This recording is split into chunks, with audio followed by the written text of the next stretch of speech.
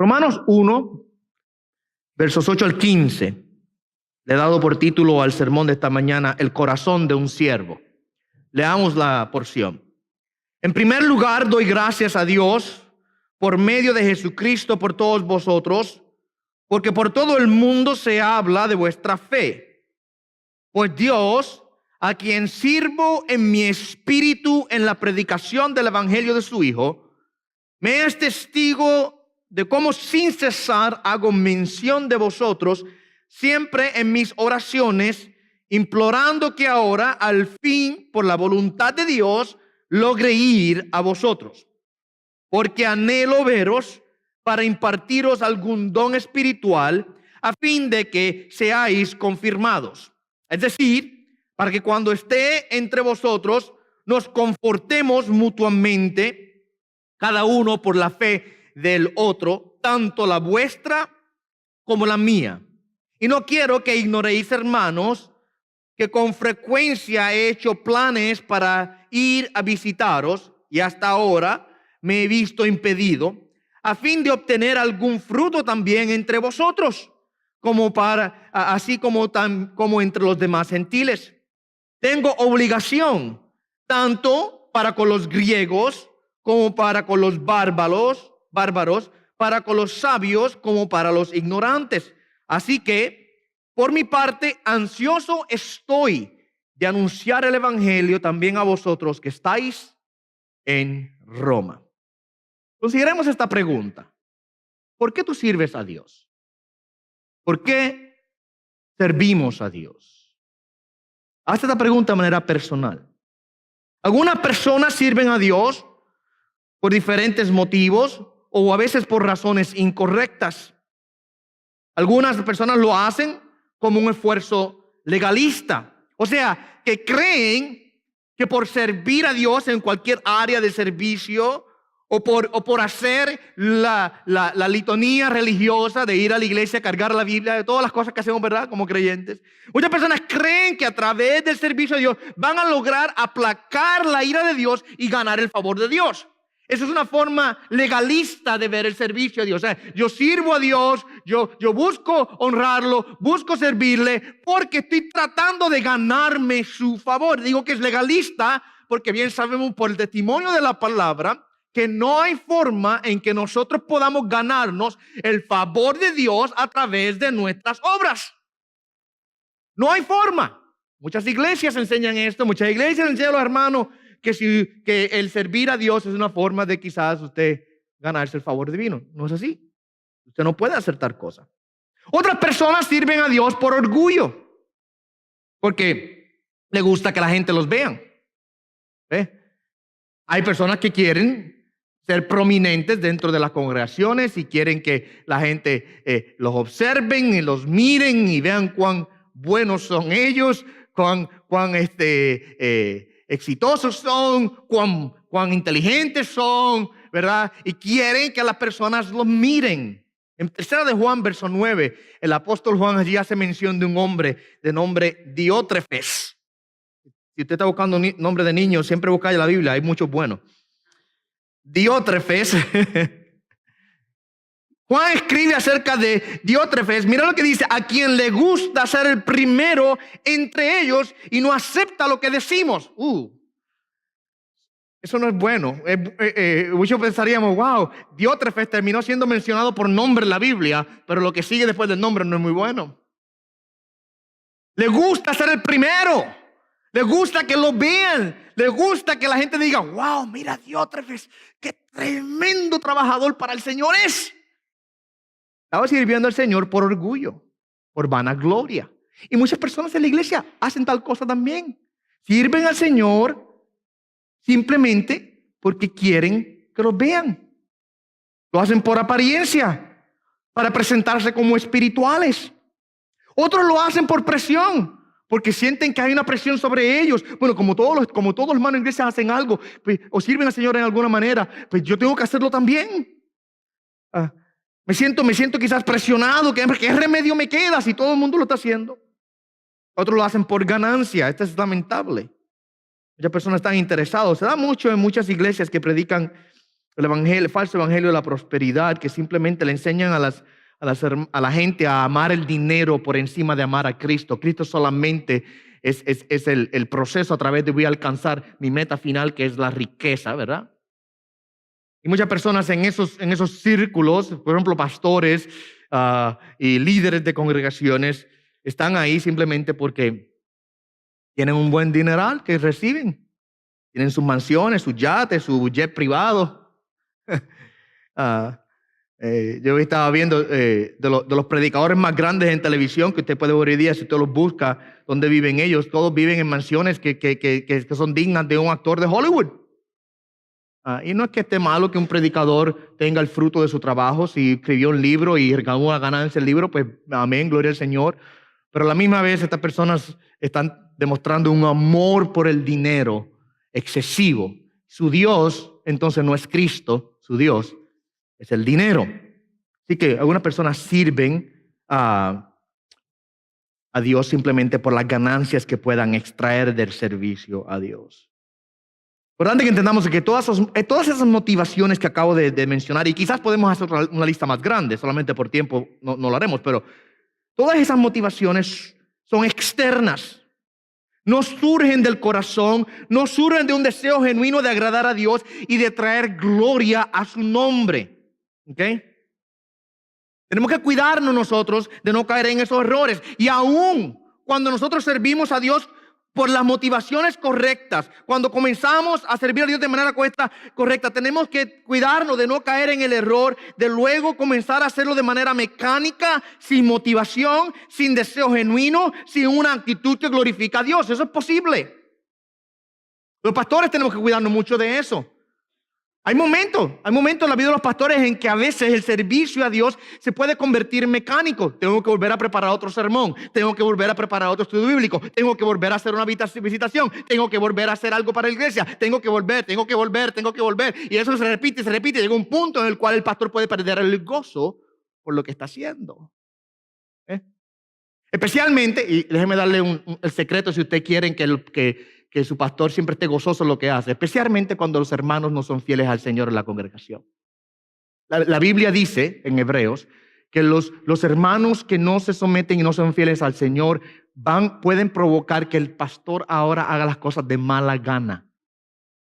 Lo dice la Biblia en Hebreos.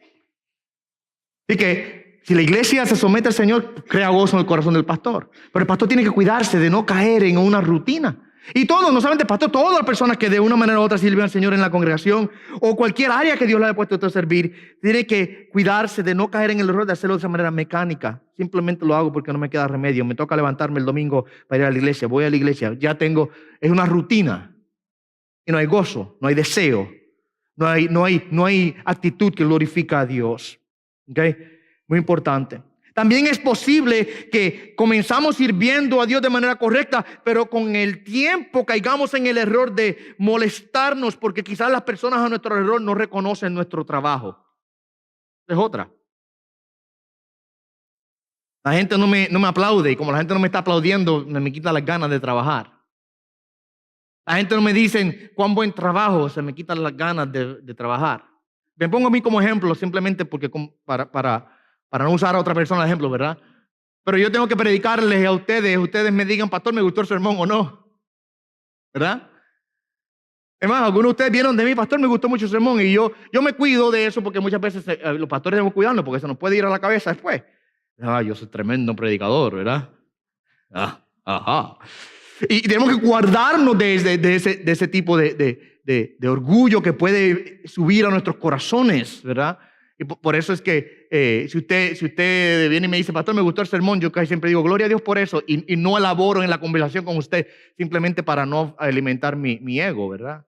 Ahora, si hay algo que usted tiene que preguntarme, si hay un comentario que quiera hacerme de algo en la duda, en confianza, dialogamos del sermón. El punto es que muchas veces nosotros podemos dejarnos caer en el error de molestarnos en el servicio al Señor porque no están reconociendo mi trabajo, porque no me están reconociendo delante de todo cuán bueno es el trabajo que hace. No importa lo que usted haga para el Señor. No importa lo que usted haga para el Señor. Podemos caer nosotros en ese error. Y si no me reconocen, o si reconocen a otra persona y a mí no, me molesto. Entendamos que nosotros servimos al Señor no por el reconocimiento del hombre, sino por la gloria que le queremos y podemos dar a Dios. Esa es la motivación correcta. Y recuerden que aunque no me reconozca el hombre delante del Señor, Dios es el que recompensa. ¿Verdad que sí?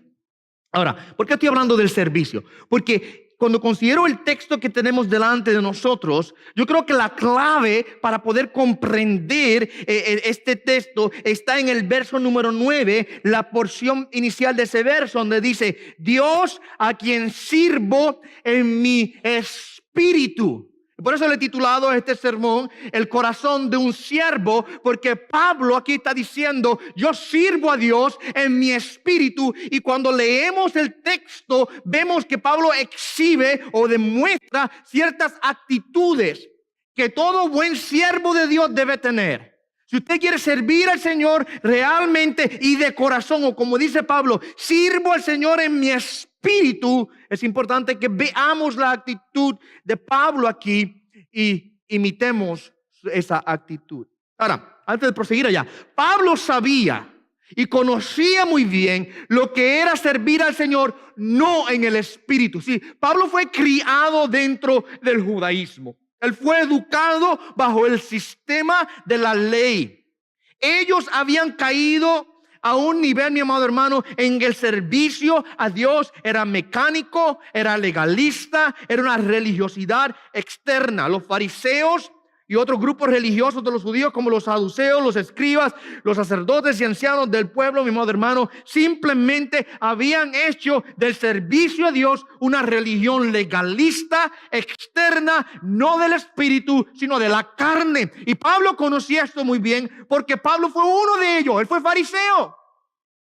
Pablo pertenecía a la secta, él pertenecía al grupo.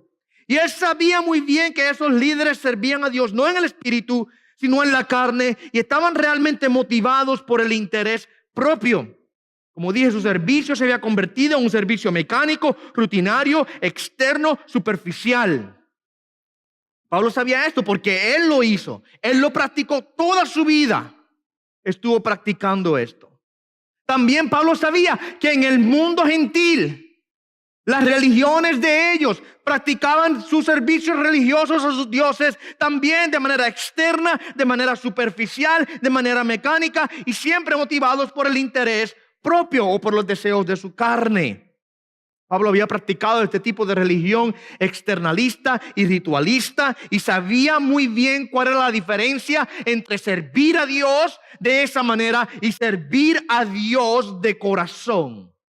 O como él lo pinta aquí, o como él lo dice aquí, en el espíritu, en mi espíritu sirvo a Dios. Él sabía cuál era la diferencia. ¿Okay?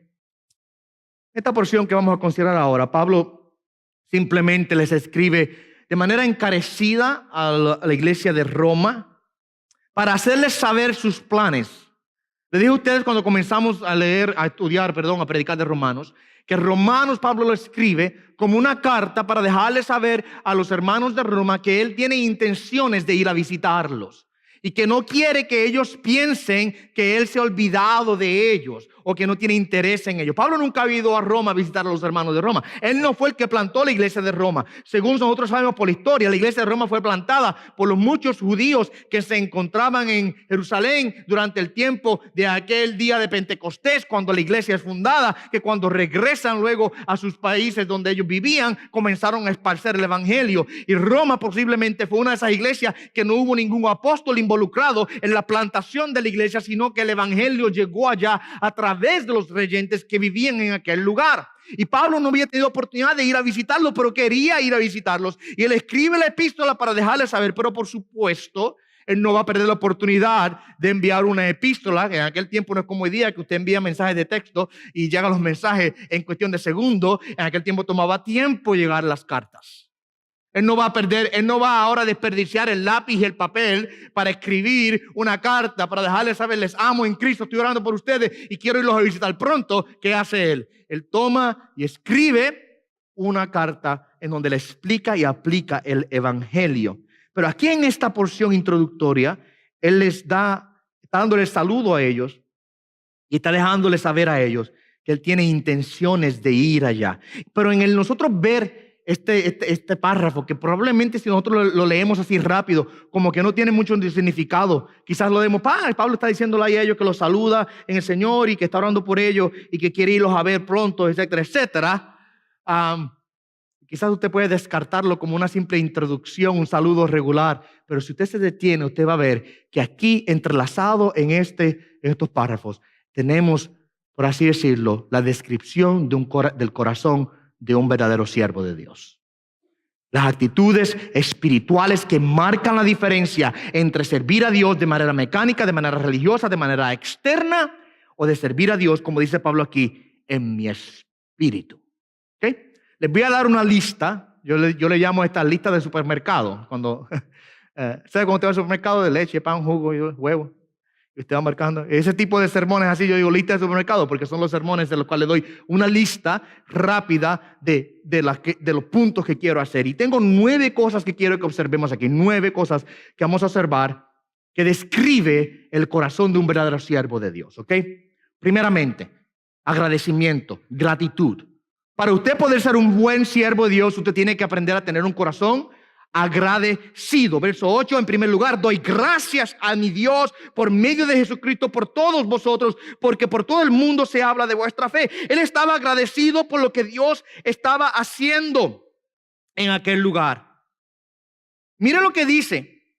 Él no está agradecido principalmente por él está agradecido por lo que Dios estaba haciendo en la vida de los demás. Él está agradecido porque está viendo que Dios está obrando en la vida de la iglesia de Roma. Una iglesia que está creciendo, una iglesia que está glorificando a Dios. Y él le da gracias a Dios. Está agradecido porque Dios está obrando en ellos. Note lo que dice Pablo ahí. Les doy gracias. Él no dice, yo le doy gracias a ustedes por la fe que ustedes tienen. Porque eso sería el alabar a los romanos, ¿verdad? Le doy gracias a ustedes, que ustedes son tremendos creyentes. Gracias que son buenos creyentes. No. Él dice, le doy gracias a Dios por vuestra fe. Le doy gracias a Dios. Dios es el objeto de su agradecimiento. ¿Ok? Mire qué hermosa declaración Pablo hace aquí acerca de los hermanos en Roma. Mire lo que dice Pablo. Su fe estaba siendo divulgada por todas partes, porque por todo el mundo se habla de vuestra fe. Qué hermoso sería que se describiera a nuestra iglesia de esa manera. Él no está hablando aquí de la fe inicial, o sea, del acto de creer. Él está hablando aquí de la perseverancia de la fe. O sea, que estos eran unos hermanos que estaban siendo fieles a Jesús, es lo que quiere decir. Le doy dando gracias a Dios por vuestra fe que se está divulgando por todo el mundo. Lo que quiere decir que están hablando personas, la gente está diciendo, por ejemplo, quizás allá en Jerusalén o en otras iglesias están diciendo, mira, te enteraste de la iglesia de Roma. Esos hermanos allá están predicando el evangelio. Esos hermanos allá están glorificando a Cristo. Esos hermanos allá están sirviendo a Dios de corazón. Eso es lo que está queriendo decir. Se está divulgando. Muchas iglesias son conocidas por muchas cosas, ¿verdad? Quizás algunas iglesias son conocidas por los programas que tienen. Otras son conocidas por el entretenimiento que ofrecen quizás a veces en sus servicios, o por la buena música que tienen, o por lo famoso que es el pastor. Muchas iglesias son conocidas simplemente porque el pastor es el pastor tal. Todo el mundo quiere ir a ver al pastor tal. Quizás una persona carismática, quizás una persona que es bien parecido, quizás una persona que canta lindo, habla bien. No como yo, Entonces, pues esa gente dice, ¡ay, tremendo! Y la gente quiere irlo a ver. Otras quizás son conocidas por tantas otras cosas más. Pero qué hermoso es que se diga de una congregación. Qué hermoso es que se diga de nosotros, esos son unos hermanos fieles a Jesús. Eso es lo mejor que se puede decir de una congregación, ¿verdad? Son hermanos. Mira, no es la iglesia con la mejor música. No tienen al pastor más famoso. No tienen los efectos especiales de la tarima. No tienen el entretenimiento. Pero son hermanos que aman al Señor y son fieles a su palabra. Eso es lo más lindo. Y eso es lo que realmente vale, porque es lo que perdura para siempre. Todo lo demás es periférico. Todo lo demás desvanece, es efímero. Todo lo demás termina. Pero la fidelidad al Señor es lo que tiene ahora valor eterno. Amén. Pablo le dice a ellos, estoy agradecido porque ustedes están creciendo en el Señor. Él tiene un corazón agradecido por aquellos a que Él ministra, aquellos a que Él sirve. Y esto es algo esencial para nosotros poder ofrecer un servicio espiritual al Señor. En cualquier área que Dios te ponga a trabajar, en cualquier cosa que tú hagas, aunque sea lo más sencillo, tienes que estar agradecido, tienes que tener un corazón agradecido por lo que estás haciendo. Y si Dios te pone, por ejemplo, dame un ejemplo, Dios te pone a dar una clasecita a los niños de 6 meses en la iglesia, está agradecido al Señor por ellos. Tenemos que estar nosotros, mi amado hermano, tener un corazón de gratitud al Señor. Si yo no tengo agradecimiento al Señor por la obra que estoy haciendo y por la vida a quien le sirvo y por lo que Dios está haciendo, si no hay agradecimiento en mi corazón, voy a encontrar que mi servicio al Señor va a carecer de gozo. ¿Ok? Va a ser un servicio quizás superficial. No voy a estar satisfecho, no voy a estar agradecido, no voy a tener gozo en el Señor por lo que hago. Un corazón ingrato, escuche bien, es un corazón egoísta. Un corazón ingrato es un corazón egocéntrico, es un corazón legalista. ¿Okay? Y Pablo tuvo un corazón agradecido porque él continuamente se enfocó en lo que Dios estaba haciendo en la vida de él, en la vida de los creyentes y en el avance del reino. Él estaba enfocado en la obra de Dios, lo cual creaba en su corazón agradecimiento a Dios por lo que Dios hace. Y número 1, para ser un buen servidor al Señor, tengo que tener un corazón agradecido. Si tengo un corazón agradecido, no puedo servir al Señor. Número 2, tengo que estar interesado, realmente interesado en los demás. Yo no puedo servir al Señor si estoy interesado en mí. El egocentrismo, el egoísmo, la vanagloria son contradictorias al servicio espiritual a Dios. Yo no puedo servir a Dios si no estoy realmente interesado en la vida de los demás. Mira lo que dice el verso número 9. Pues Dios, a quien sirvo en mi espíritu en la predicación del evangelio de su Hijo, me es testigo de cómo sin cesar hago mención de vosotros siempre en mis oraciones. Pablo estaba realmente interesado, mi amado hermano, en la vida de estos hermanos. A pesar de que él estaba agradecido de que Dios estaba obrando de ellos, eso no quiere decir ahora que él está dejando de pedir al Señor por ellos. Él está agradecido de que Dios está obrando en sus vidas, pero a la misma vez pide al Señor que el Señor continúe haciéndoles crecer, continúe bendiciéndoles, continúe madurándoles, continúe edificándoles. Y él constantemente está orando al Señor. Él está realmente interesado en el crecimiento de estos hermanos. Y ese interés se demuestra en el hecho de que él está constantemente haciendo intercesión delante de Dios por ellos. Mira cómo él dice sin cesar y siempre. Yo sin cesar hago menciones de ustedes siempre en mis oraciones. Y ese es el argumento de negativo y positivo. O sea, sin cesar, nunca paro y siempre quiere decir siempre hago. Estoy siempre actuando. Era de manera constante. De manera constante él oraba por ellos. ¿Okay? ¿Sabe qué? Se te va a hacer muy difícil servir a las personas. Dicho sea de paso, antes de continuar. Pastor, pero yo no soy pastor ni el maestro. Todos nosotros somos llamados a ser siervos del Señor. En algún lugar tenemos que aprender a servir al Señor. Todos somos siervos del Señor. Si no estás sirviendo al Señor, tienes que buscar un área donde servir. Sea la iglesia, o sea en tu vida personal, en algún lugar tienes que servir al Señor. Se te va a hacer muy difícil, escuchen bien, se te va a hacer muy difícil servir a las personas si no aprendes a orar por ellas. Si no tienes un interés genuino en ellas. Si no tienes un deseo de verlas crecer y estás constantemente interesado en ver su crecimiento. Si no aprendes a orar por la gente, se te va a hacer difícil servirle a la gente. Si no aprendes a interceder por ellos, no vas a poder dedicarte tu vida a que puedas servirle de manera genuina. Si no tienes un interés genuino en ver a la gente crecer, a ver a la gente madurar en el Señor, eventualmente el servicio se te hará pesado y se te hará insoportable. ¿Quieres darte un secreto? Miren, a veces yo entiendo que hay dificultades en la iglesia en relación a las relaciones, perdona la redundancia, que tenemos uno con otro. Muchas veces yo digo, pero a esta persona como que se me hace un poquito difícil apoyarla o apoyarlo. Eso pasa. No somos perfectos. Tenemos diferencias. Tenemos diferentes opiniones y quizás puede ser que eso nos haga un poco difícil servir a la gente cuando una persona te dice, hermano, necesito un favor. Y me cuesta dárselo. Aprende a orar por él. Comienza orando por él o por ella. Y te garantizo que si tú dedicas tiempo en la oración a pedir a Dios por esa persona, especialmente, ¿sabe qué? Especialmente a la persona que se te haga difícil servirle, a esa persona por quien más debes orar. Porque probablemente se te hace difícil servirle porque hay algo en tu corazón que hay que arreglar.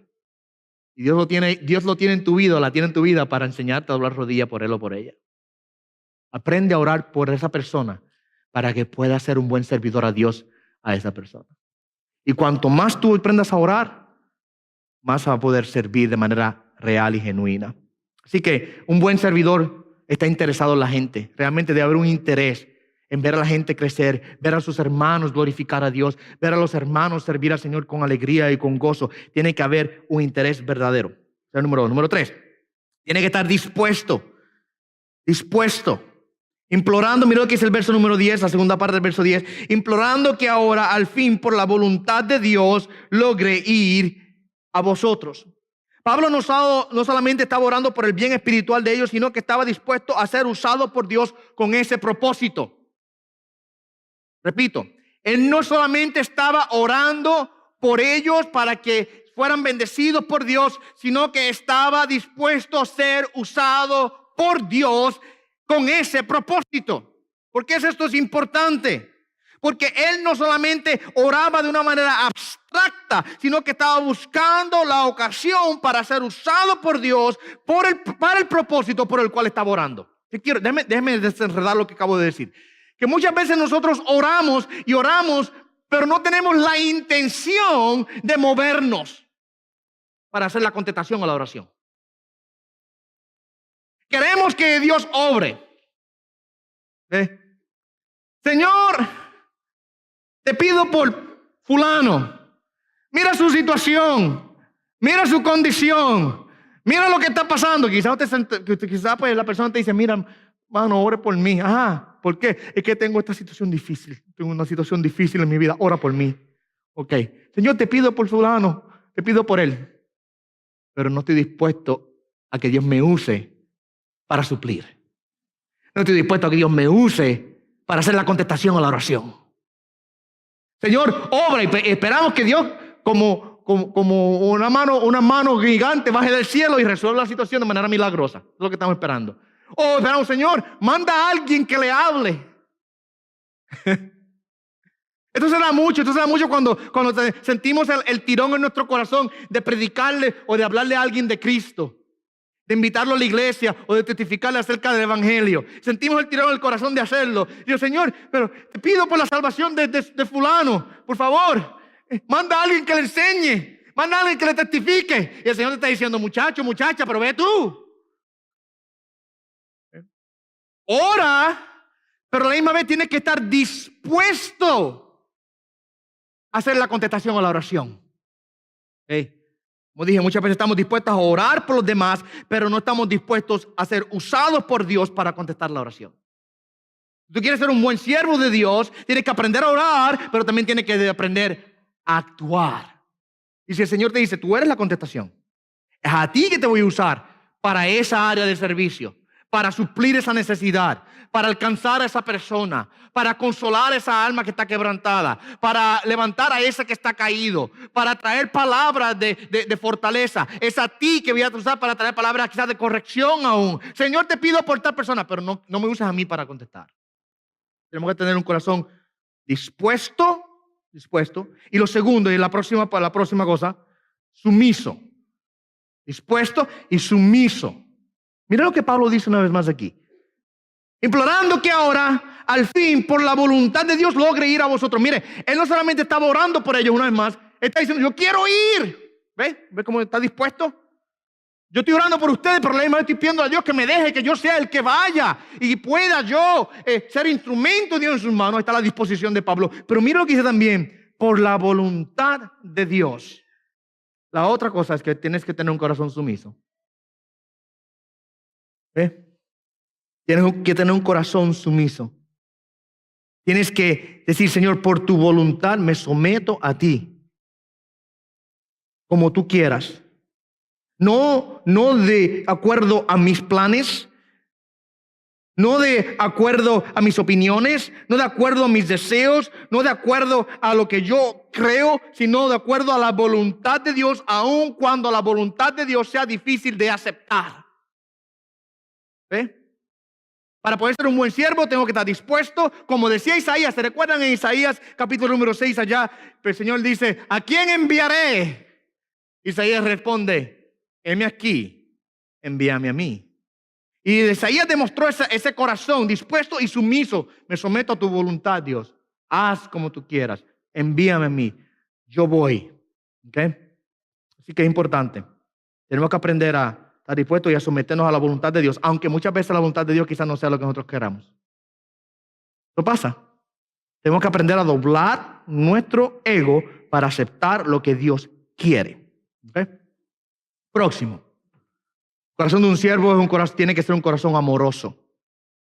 Amoroso.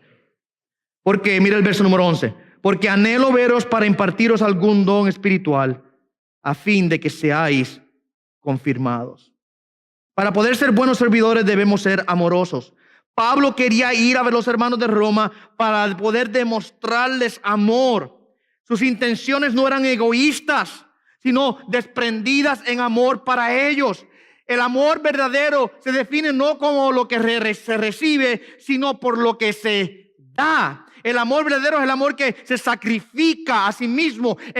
Vemos el ejemplo claro de la cruz. Cristo Jesús es el ejemplo más grande de amor, porque de tal manera amó Dios al mundo que hizo que envía a su Hijo. Y tenemos ahí en el sacrificio de Cristo el ejemplo más claro de lo que es el amor. El mundo define el amor quizás de manera egoísta, pero nosotros sabemos que el amor de Dios es el amor sacrificado. Y Pablo aquí note algo, quizás la palabra amor no se menciona en el texto, pero Pablo deseaba ir a Roma para poder ser de bendición a ellos. Él quería ser de bendición espiritual para la vida de estos hermanos. Él no estaba buscando ahora su beneficio personal. Él no estaba buscando su interés personal. Él estaba dedicado y entregado a ser para bendición a todos aquellos creyentes. Y esta dedicación de Pablo es una muestra del amor que él tenía por ellos. Yo estoy sirviendo por amor a la gente que les sirvo. Porque les amo. Quiero hacer esto o quiero hacer los otros. Porque les amo, me dedico a vaciarme a mí mismo. Mira cómo dice Pablo en 1 Tesalonicenses 2, 7 al 9. Déjame leérselo. Más bien demostramos ser benignos entre vosotros, como una madre que cría con ternura a sus propios hijos. Pablo está hablando de la relación que tenía con los creyentes de Tesalónica, de cómo él se comportó en medio de ellos. Teniendo sí un gran afecto por vosotros, nos hemos complacido en impartirnos no solo el evangelio de Dios, sino también nuestras propias vidas, para llegasteis a hacernos muy amados. Mira cómo Pablo describe. Pablo está diciendo, yo los amo a ustedes de manera genuina, verdadera, como una madre. Mira lo que dice, como una madre ama y cuida y cría con ternura a sus hijos. Así yo los amo a ustedes, me dedico a enseñarles, a impartirles el evangelio de Dios. La actitud que un buen siervo tiene en su corazón. Si usted no ama a las personas a quien te sirve, se le va a hacer muy difícil servirles. Tiene que tener amor. Y si no lo tiene, pídele al Señor que lo plante en su corazón. Señor, ayúdame a crecer amor por la persona, por la gente. Cuando nosotros amamos, escuche bien, cuando nosotros amamos, damos lo mejor de nosotros sin reserva. Si usted ama a sus hermanos en la fe, usted va a hacer lo mejor de usted mismo por ellos, en su servicio a ellos. Déjame darle un ejemplo de eso. ¿Qué tipo de amor tendría yo por ustedes si yo no me preparase los domingos en la mañana para enseñarle a ustedes la palabra del Señor? ¿Qué tipo de amor tendría el pastor que no dedica tiempo al Señor para poder hacer lo mejor que él puede? Y a veces que mis intentos son frágiles y débiles, soy un simple hombre y a veces me quedo corto. A veces tengo una idea de que el sermón va a llegar a 10 y cuando vengo a ver lo entrego y digo a 3. No llego donde yo pensé que iba a llegar. Eso es común. Pero qué poco amor demostraría un pastor. Y esto lo diciendo el pastor, pero se aplica a cualquier área de ustedes. A cualquier hermano se aplica igual. Qué poco amor tendría si yo simplemente vengo aquí el domingo en la mañana, abro la Biblia sin saber lo que voy a predicar. Eso hacen muchos pastores hoy día. No saben ni qué. Hermano, aquí el Señor me dijo que voy a predicar vamos a ver, y donde caiga el dedo ahí predican. Y le leen el texto y comienzan ahí a hablar de cuánta cosa le viene a la mente. Y cuando usted viene a ver, usted dice, Dios, pero no iba a predicar de este texto. Leyó el texto, pero ni siquiera de ese texto habló. Se fue por ahí a hablar de 1000 cosas, pero no enseñó el texto que estaba diciendo que iba a enseñar. ¿Por qué? Porque no estaba preparado. Y como no estaba preparado, tuvo que hablar de lo primero que le vino a la mente. Y aunque fueran tonterías o chistes o historias o testimonios o narraciones, cuánta cosa, 1 hora y pico ahí, hablándole solamente a usted ¿de qué? No sé. Lo primero que... ¿Sabe que esa persona no ama a la gente que sirve? Se ama a sí mismo. Se ama a sí mismo. Quiere glorificarse a sí mismo, quiere saltar a sí mismo y se ama a sí mismo, pero no ama a la gente que sirve. Porque si amase a la gente que sirve, él daría lo mejor de sí. Pablo aquí tiene esa misma actitud. Él ama a los hermanos de Roma y él quiere ir para poder impartir algún don espiritual sobre su vida para que ellos sean confirmados. Él quiere dar todo de sí, él quiere servirles a ellos. ¿Okay? Próximo punto. Un corazón de un siervo, corazón de un buen siervo, tiene que ser un corazón humilde. Un corazón humilde. Mira el verso número 12. Es decir, para que cuando esté entre vosotros nos confortemos mutuamente, cada uno por la fe del otro, tanto la vuestra como la mía. Es interesante algo aquí. Miren, es interesante que Pablo, siendo apóstol, él demuestra una actitud de humildad, porque él podía decir, bueno, yo soy el apóstol, yo no tengo nada que aprender de nadie. Que ¿sabe que muchos pastores reciben ese tipo de actitud? Yo soy el pastor, a mí nadie me dice lo que tengo que hacer, a mí nadie me enseña nada. A mí nadie me puede bendecir. Yo no recibo corrección de nadie. Yo no recibo instrucción de nadie. Se le sube el ego a la cabeza, se le infla la cabeza y termina la persona diciendo, no, si yo soy el líder, porque aquí nadie me tiene que decir a mí nada. O ese liderato está al borde del abismo para fallar. O si lo hace por gloria propia y para la carne, no tiene bendiciones espirituales eternas.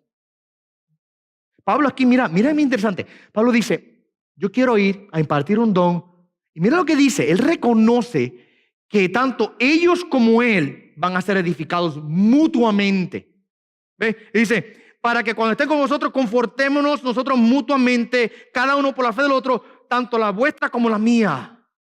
Él sabía que aunque él era el apóstol, no quiere decir ahora que él estaba exento de recibir bendición de esos hermanos a quien él servía. Él reconoce de que la manera en que él puede ser de bendición para ellos, ellos también pueden ser bendición para él. Y solamente un corazón humilde puede reconocer esto. Una persona que está ejercitado en la humildad, y siempre yo digo que la humildad es una de esas características difíciles, porque el momento en que usted dice a la gente que usted es humilde, ya dejó de ser humilde. Es que yo soy una persona muy humilde. Está orgulloso de su humildad, ¿verdad? La humildad no es algo que usted dice. Es algo, es mal. Le digo algo. La humildad es algo que la persona que la exhibe ni siquiera está al tanto que la está exhibiendo. Porque es una característica, una actitud natural. En que la persona es como el respirar. Usted no se da cuenta. Usted no se da cuenta que usted respira, ¿verdad? Cuando solamente se da cuenta del aire cuando le aguantan el aire. ahí donde usted dice, me falta el aire. Pero mientras tanto, usted está respirando, usted no se da cuenta, es algo completamente natural. La humildad es algo similar. La actitud de humildad de la persona es algo que se exhibe de manera natural y la persona que la exhibe ni siquiera se da cuenta que la está exhibiendo, porque es la forma que está cooperando. Y en el momento que la persona está diciendo, wow, que yo soy humilde, ya se acabó el asunto. Solamente un corazón humilde puede reconocer que nos necesitamos los unos a los otros para poder ayudarnos y enseñarnos los unos a los otros. Solamente un corazón humilde va a reconocer que necesita de la persona a su lado para recibir bendición. Solamente un corazón humilde puede abrirse para que otro lo edifique. ¿Y sabe qué? Esta área yo creo que es una área más difícil que muchos creyentes tienen. No quieren depender del apoyo mutuo en la congregación. No quieren someterse a los hermanos dentro del cuerpo de Cristo. Muchas personas no. ¿Saben qué? ¿Por qué a veces se le hace tan fácil a la gente congregarse en iglesias de 4,000 y 5,000 miembros? A mucha gente se le hace fácil congregarse en congregaciones grandísimas porque allí nadie los conoce. Y pueden entrar por la puerta, sentarse en la parte de atrás, gozarse del sermón e irse para su casa y nada tienen que rendirle cuenta a nadie. No tienen que saludar a nadie. A 3 o 4 y me voy. Y no tienen que depender de los hermanos, no tienen que someterse a la congregación, no tienen que reconocer sus debilidades o aún sus pecados. ¿Sabe qué es eso? Es una demostración del orgullo. No es nada más y nada menos que una demostración del orgullo. Y a veces eso se da mucho en la iglesia grandísima, pero nosotros no somos exentos de eso. No somos exentos aquí aún en la iglesia pequeña como la nuestra, de caer en el error del orgullo espiritual, que yo no dependo, yo no necesito el apoyo de mis hermanos en la fe, que yo no voy a aprender nada de ellos y por tal razón cierro mi corazón. ¿Sabe qué? Muchas veces nosotros, esto que le voy a decir quizás le va a hincar un poquito, así que me perdonan, con amor se lo digo. Muchas veces nosotros usamos la excusa de que es que yo soy así, que yo soy una persona muy guardadito y no le digo nada a nadie. Y muchas veces es que nuestro orgullo no nos deja abrirnos. No quiero que nadie se entere. No quiero que nadie sepa. No estoy diciendo que todas las veces, ¿sí? Pueden haber ocasiones que realmente la persona es guardada, pero muchas veces es mi orgullo lo que no me deja ir a mi hermano, a mi hermana, y es que necesito oración. Necesito que ores por mí. ¿Qué pasó? Tengo este dolor en mi corazón. Tengo esta angustia en mi vida. Necesito consejo, necesito apoyo, necesito corrección, necesito que me instruyan, estoy en necesidad. Muchas veces el orgullo es lo que no nos permite a nosotros abrirnos. No, porque no quiero que la gente se entere por lo que estoy pasando. No, mi amado hermano, tenemos que aprender a ser humildes. Aún en aquellas personas que Dios los pone en el lugar de servicio, en un liderato, tienen que aprender a ser humildes y reconocer que nos necesitamos unos a otros. El pastor tiene que aprender a reconocer que él necesita la congregación de la manera en que la congregación necesita al pastor. Tanto ustedes aprenden de mí como yo aprendo de ustedes.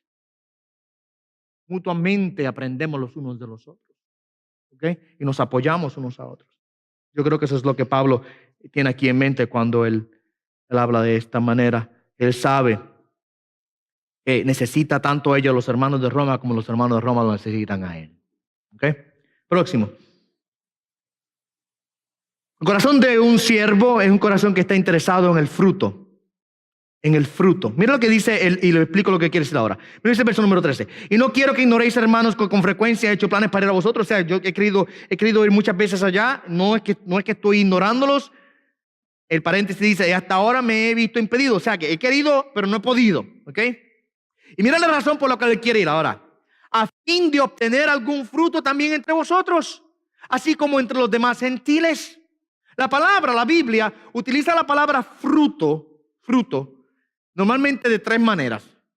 Uno, se utiliza como una metáfora para las actitudes espirituales que el creyente debe poseer. O sea, el fruto del Espíritu, que Pablo lo describe en Gálatas capítulo 5. Mas el fruto del Espíritu es amor, gozo, paz, paciencia, benignidad, bondad, fidelidad, mansedumbre, dominio propio. Contra tales cosas no hay ley. Esta tarde en la reunión de damas vamos a estar ahí plantados un rato hablando de eso. Así que si usted quiere saber más, venga.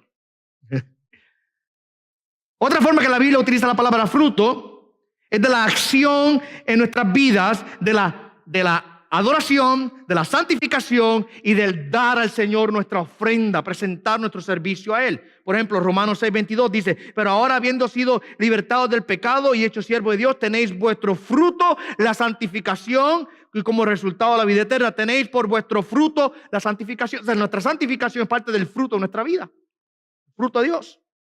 Hebreos 13:15 habla de que el fruto de nuestros labios es la adoración a Dios. Por tanto, ofrezcamos continuamente mediante él sacrificios de alabanza a Dios, es decir, el fruto del labio que confiesan su nombre. Nuestra alabanza, nuestra adoración a Dios, ese fruto que tenemos en nuestra vida para Dios.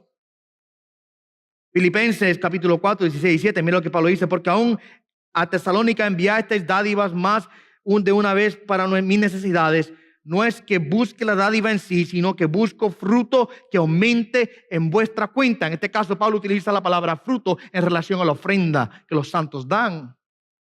Yo tengo fruto en mi vida cuando exhibo las características espirituales de un creyente, o el fruto del Espíritu. Tengo fruto en mi vida mientras estoy adorando al Señor y alabando su nombre. Tengo fruto en mi vida mientras estoy aportando a la obra en el servicio, y en este caso la ofrenda al Señor. Todas esas áreas, la palabra fruto se utiliza como las acciones que nosotros tomamos.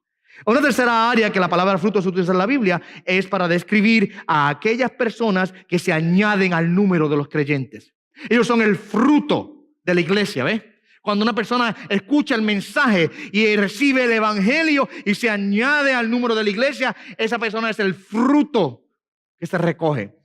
En el libro de Romanos capítulo 16, verso 5, Pablo habla de esta manera: saludad también a la iglesia que está en su casa. Saludar a mi querido hermano Epeneto, otro nombre bueno de la Biblia para que los que quieran nombre de niño. Epeneto,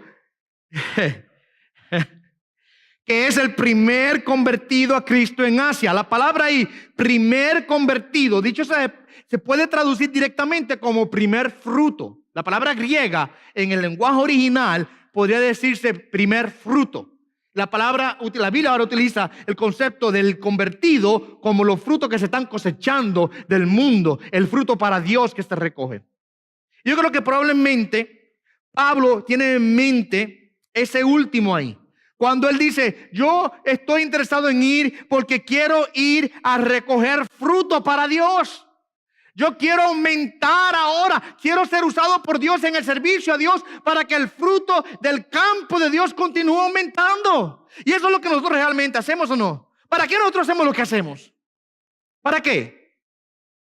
¿Para qué usted viene? ¿Para qué usted sirve al Señor? ¿Para qué usted es la maestra que enseña a los niños? Los programas que tenemos. ¿Para qué usted en cualquier área de servicio que Dios lo ponga a hacer usted? Aunque sea la red del piso. ¿Cuál es el propósito final de lo que nosotros hacemos? ¿Cuál es nuestro interés? ¿Simplemente hacer cosas para mantenernos ocupados? ¿Para matar el tiempo? ¿Esa es la meta nuestra? Mamá, no tengo nada que hacer con mi vida, así que voy a la iglesia a barrer y a pasar vacuum.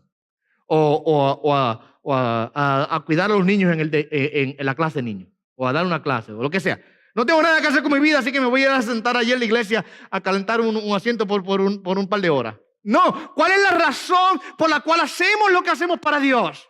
Porque estamos interesados en el fruto que trae gloria a Dios. Estamos interesados en que Dios aumente, número uno, el fruto en la vida de los hermanos en la fe, y aumente el fruto de los convertidos. Eso es lo que, por esa es la razón que servimos a Dios. Por ejemplo, las que de ustedes aquí, hermanas, yo sé que muchas de ustedes trabajan con los niños en la iglesia. ¿Por qué ustedes hacen eso? ¿Porque no tienen nada más que hacer en su vida? Oh, no, pues yo sé que ustedes tienen muchas cosas que hacer en su vida. Y es más, yo sé que ustedes tienen que a veces dejar de hacer cosas en su vida para poder atender las cosas del Señor. Yo sé eso. ¿Okay? ¿Cuál es la razón por la cual hacemos? Porque estamos interesados en ser los que recojamos el fruto del corazón de esos niños. ¿Ve? Queremos darle fruto a Dios. Las últimas dos. Y terminamos. El corazón de un buen siervo es un corazón obediente, y la otra es un corazón deseoso. Corazón obediente y un corazón deseoso. Las últimas dos. Nota el verso 14 y el verso 15. Tengo obligación tanto para con los griegos como para con los bárbaros, para con los sabios como para con los ignorantes. La clave aquí de este texto es la primera frase, donde Pablo dice: ¿tengo qué? Tengo obligación. Él reconocía, mire esto, él reconocía que no era una opción el servirle a los hermanos. Dios le había mandado a que él tenía que hacerlo y por tal razón Pablo estaba obligado a obedecer. No era opcional, no era si él quería, era que él estaba ahora bajo obligación servir a Dios, ¿ok? Y por eso es que digo, el corazón de un buen siervo tiene que ser un corazón obediente, porque Pablo dice aquí, estoy obedeciendo, estoy obligado a obedecer a Dios. Tiene que practicar la obediencia, ¿ok? ¿Sabe qué gran diferencia habría en la iglesia de Cristo si los creyentes vieran su servicio a Dios de esta manera? Me temo que muchas veces nosotros vemos nuestro servicio a Dios como algo opcional. Me temo que a veces lo tomamos como si fuera ir al cine a ver una película. Si voy y la veo. Y si no la veo, pues no la veo. Y tomamos nuestro servicio a Dios de esa manera, como un pasatiempo que es opcional. Si voy al parque, pues está bueno, voy al parque, pero está lloviendo, así que no voy a ir al parque. Me quedo en casa, no voy al parque. Y vemos a veces el servicio a Dios de esa manera. Si la iglesia ve el servicio a Dios de esa manera, sabe que, mi amado hermano, va a ser muy difícil que la iglesia pueda funcionar y operar a Dios y servir a Dios de manera fructífera. Pero qué gran diferencia haría si usted y yo comenzamos a ver el servicio de Dios de la manera en que Pablo lo está viendo. Él dice, tengo obligación delante de Dios de servirle. Y en este caso él dice, no importa quién sea, los griegos como los bárbaros, sabios, ignorantes. Él está diciendo, no hay acepción de personas. Estoy bajo obligación a Dios de serle ahora de servidor a cada persona sin importar quién sea.